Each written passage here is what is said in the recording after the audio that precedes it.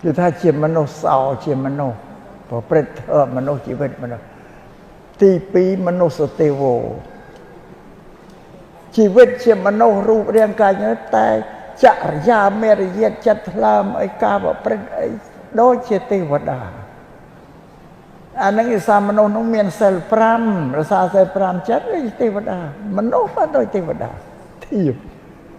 អរិយទី3មនុស្សបេតោរូបរាងជាមនុស្សបច្ចិតគំនិតអីដូចសត្វប្រែតកាយសាប្រប្រែត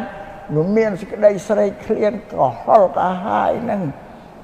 អាសេចក្តីស្រេកឃ្លានទៅធ្វើឲ្យប្រកាច់ប្រកិនកើតទោសៈអីទៅជួបគ្នាប្រវាយប្រតបគ្នាកាប់ចាក់វងខែណានឹងប្រែតមកសេចក្តីស្រេកឃ្លានឃើញទេបានណាកាប់ចាក់គ្នាទៅអើយមិនក៏ប៉ាន់ប្រែតដែរអរិយមនុស្សទី4មនុស្សទេរឆានទេរឆានគោក៏បីឆ្កែឆ្មាគ្នាមានតែដឹងអីល្ងងមិនដឹងអីគេយកទៅធ្វើអីក៏មិនដឹង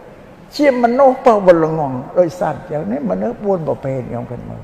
ពុទ្ធលោកមើលមនុស្សលោកថ្លឹងធៀបទៅណាវាថាបើធ្វើម៉េចឲ្យបានត្រឹមតែមនុស្សជាមនុស្សចុងខំសាមទៅកុំឲ្យទៅធ្លាក់ទៅប្រែតទេរឆានអាពីរហ្នឹងយ៉ាប់ហើយនេះសូមឲ្យខ្ញុំញាតិជ្រាបអញ្ចឹងបានតែជាតិមនុស្សទេដែលប្រសើរជាងអ្វីទាំងអស់នៅលើលោកនេះព្រះអង្គថាគ្មានអ្វីដែលប្រកែកជាងលោកទេមនុស្សលោកកុំជឿតែមនុស្សឯដែលប្រកែកធ្វើអីក៏បាន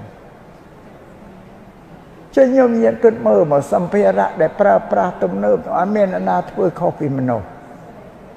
ស្ងៃយើងប្រើសត្វតែគ្រឿងអស្ចារ្យណាវិទ្យាសាស្ត្រណា